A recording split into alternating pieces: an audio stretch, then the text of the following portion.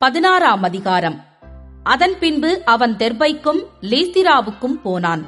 அங்கே தீமோத்தேயு என்னப்பட்ட ஒரு சீஷன் இருந்தான்.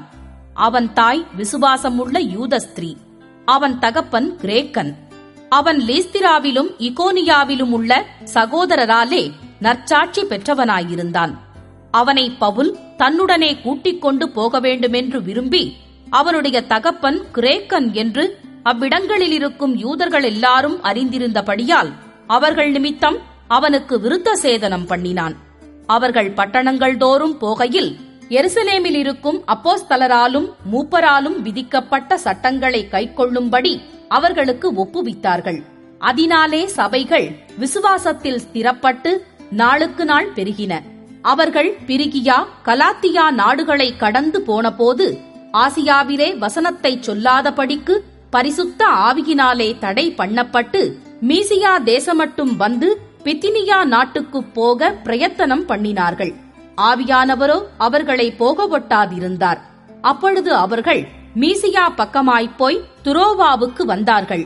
அங்கே இராத்திரியிலே பவுலுக்கு ஒரு தரிசனம் உண்டாயிற்று. அதென்னவெனில், மக்கெதோனியா தேசத்தான் ஒருவன் வந்து நின்று, நீர் மக்கெதோனியாவுக்கு வந்து எங்களுக்கு உதவி செய்ய வேண்டுமென்று தன்னை வேண்டிக் கொண்டதாக இருந்தது. அந்த தரிசனத்தை அவன் கண்டபோது அவர்களுக்கு சுவிசேஷத்தை அறிவிக்கும்படி கர்த்தர் எங்களை அழைத்தார் என்று நாங்கள் நிச்சயித்துக் கொண்டு உடனே மக்கெதோனியாவுக்கு புறப்பட்டு போக பிரயத்தனம் பண்ணி துரோவாவில் கப்பல் ஏறி சாமோத்திராக்கே தீவுக்கும் மறுநாளிலே நெயாப்போலி பட்டணத்துக்கும் நேராய் ஓடி அங்கேயிருந்து மக்கெதோனியா தேசத்து நாடுகளில் ஒன்றிற்கு தலைமையானதும் ரோமர் குடியேறினதுமான பிலிப்பி பட்டணத்துக்கு வந்து அந்த பட்டணத்திலே சில நாள் தங்கியிருந்தோம். ஓய்வு நாளில் நாங்கள் பட்டணத்துக்கு வெளியே போய் ஆற்றினருகே வழக்கமாய் ஜெபம் பண்ணுகிற இடத்தில் உட்கார்ந்து அங்கே கூடி வந்த ஸ்திரீகளுக்கு உபதேசித்தோம். அப்பொழுது தியத்தீரா ஊராளும் இரத்தாம்பரம் விற்கிறவளும் தேவனை வணங்குகிறவளுமாகிய லீதியாள் என்னும் பேருள்ள ஒரு ஸ்திரீ கேட்டுக்கொண்டிருந்தாள். பவுல் சொல்லியவைகளை கவனிக்கும்படி கர்த்தர் அவள் இருதயத்தை திறந்தருளினார். அவளும் அவள் வீட்டாரும் ஞானஸ்நானம் பெற்ற பின்பு அவள் எங்களை நோக்கி, நீங்கள் என்னை கர்த்தரிடத்தில் விசுவாசம் உள்ளவளென்று எண்ணினால் என் வீட்டிலே வந்து தங்கி இருங்கள் என்று எங்களை வருந்தி கேட்டுக்கொண்டாள். நாங்கள் ஜெபம் பண்ணுகிற இடத்துக்கு போகையில் குறி சொல்ல ஏவுகிற ஆவியை கொண்டிருந்து குறி சொல்லுகிறதினால் தன் எஜமான்களுக்கு மிகுந்த ஆதாயத்தை உண்டாக்கின ஒரு பெண் எங்களுக்கு எதிர்ப்பட்டாள். அவள் பவுலையும் எங்களையும் பின்தொடர்ந்து வந்து, இந்த மனுஷர் உன்னதமான தேவனுடைய ஊழியக்காரர், ரட்சிப்பின் வழியை நமக்கு அறிவிக்கிறவர்கள் என்று சத்தமிட்டாள். இப்படி அநேக நாள் செய்து கொண்டு வந்தாள். பவுல் சினங்கொண்டு திரும்பி பார்த்து, நீ இவளை விட்டு புறப்படும்படி இயேசு கிறிஸ்துவின் நாமத்தினாலே உனக்கு கட்டளையிடுகிறேன் என்று அந்த ஆவியுடனே சொன்னான். அந்நேரமே அது புறப்பட்டு போயிற்று. அவளுடைய எஜமான்கள் தங்கள் ஆதாயத்து நம்பிக்கை அற்று போயிற்றென்று கண்டு பவுலையும் சீலாவையும் பிடித்து சந்தை வெளியிலுள்ள அதிகாரிகளிடத்தில் இழுத்துக் கொண்டு போனார்கள்.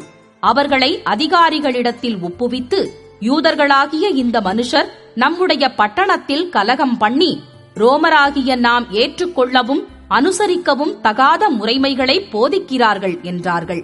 அப்பொழுது ஜனங்கள் கூட்டங்கூடி அவர்களுக்கு விரோதமாய் எழும்பினார்கள்.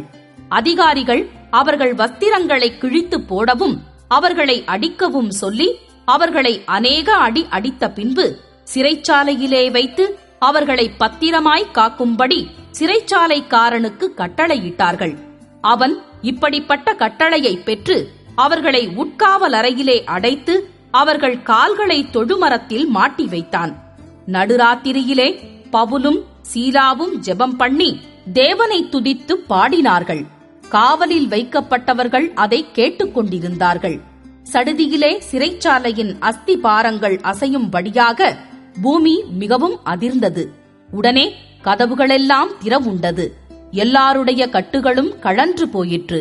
சிறைச்சாலைக்காரன் நித்திரை தெளிந்து சிறைச்சாலையின் கதவுகள் திறந்திருக்கிறதைக் கண்டு கட்டுண்டவர்கள் ஓடிப்போனார்கள் என்று எண்ணி பட்டயத்தை உருவி தன்னை கொலை செய்து கொள்ளப் போனான்.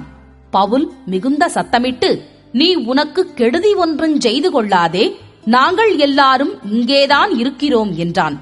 அப்பொழுது அவன் தீபங்களை கொண்டு வரச் சொல்லி உள்ளே ஓடி நடுங்கி பவுலுக்கும் சீலாவுக்கும் முன்பாக விழுந்து அவர்களை வெளியே அழைத்து வந்து, ஆண்டவமாரே, ரட்சிக்கப்படுவதற்கு நான் என்ன செய்ய வேண்டும் என்றான்.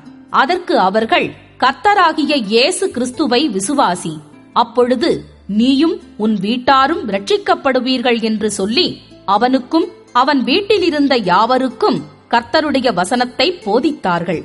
மேலும் ராத்திரியில் அந்நேரத்திலேதானே அவன் அவர்களை அழைத்துக் கொண்டு போய் அவர்களுடைய காயங்களை கழுவினான். அவனும் அவனுடையவர்கள் அனைவரும் உடனே ஞானஸ்நானம் பெற்றார்கள். பின்பு அவன் அவர்களை தன் வீட்டிற்கு கூட்டிக் கொண்டு போய் அவர்களுக்கு போஜனம் கொடுத்து தன் வீட்டார் அனைவரோடும் கூட தேவனிடத்தில் விசுவாசம் உள்ளவனாகி மன மகிழ்ச்சியாயிருந்தான். பொழுது விடிந்த பின்பு அந்த மனுஷரை விட்டுவிடுங்கள் என்று சொல்ல அதிகாரிகள் சேவகர்களை அனுப்பினார்கள். சிறைச்சாலைக்காரன் பவுலுக்கு இந்த வார்த்தைகளை அறிவித்து, உங்களை விடுதலையாக்கும்படிக்கு அதிகாரிகள் கட்டளை அனுப்பினார்கள். ஆகையால் நீங்கள் இப்பொழுது புறப்பட்டு சமாதானத்துடனே போங்கள் என்றான். அதற்கு பவுல், ரோமராகிய எங்களை அவர்கள் நியாயம் விசாரியாமல் வெளியரங்கமாய் அடித்து சிறைச்சாலையிலே போட்டார்கள். இப்பொழுது ரகசியமாய் எங்களை விடுதலையாக்குகிறார்களோ? அப்படியல்ல, அவர்களே வந்து எங்களை வெளியே அழைத்து அனுப்பி விடட்டும் என்றான். சேவகர் இந்த வார்த்தைகளை அதிகாரிகளுக்கு அறிவித்தார்கள். ரோமராயிருக்கிறார்கள் என்று அவர்கள் கேட்டபொழுது பயந்து வந்து அவர்களுடனே தயவாய்ப் பேசி அவர்களை வெளியே அழைத்துக் கொண்டு போய் பட்டணத்தை விட்டு புறப்பட்டு போகும்படி கேட்டுக்கொண்டார்கள். அந்தப்படி அவர்கள் சிறைச்சாலையிலிருந்து புறப்பட்டு லீதியாளிடத்திற்கு போய் சகோதரரைக் கண்டு அவர்களுக்கு ஆறுதல் சொல்லி போய்விட்டார்கள்.